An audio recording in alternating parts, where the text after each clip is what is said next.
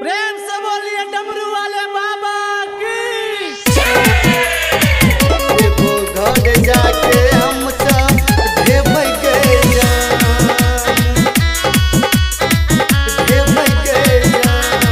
देखो घर जाके हम सब ढेबई के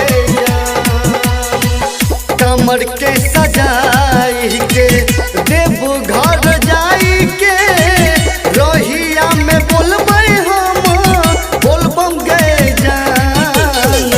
कमर के सजाई के देव घर जाई के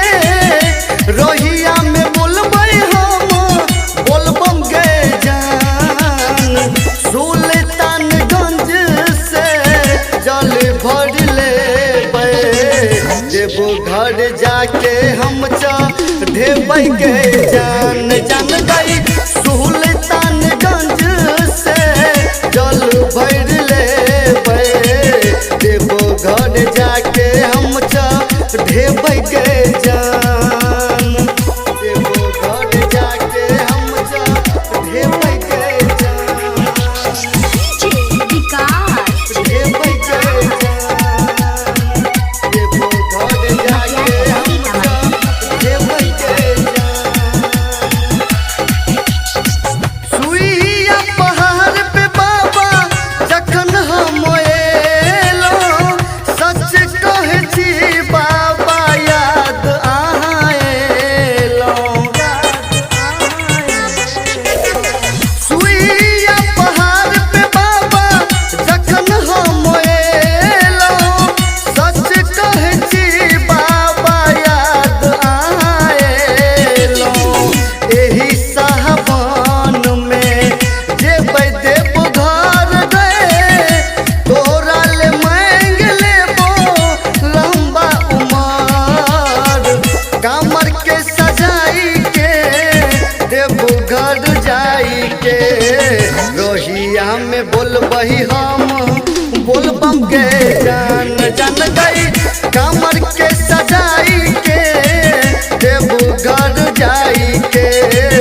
रोहिया में बोलबई हम बोलबम गए जान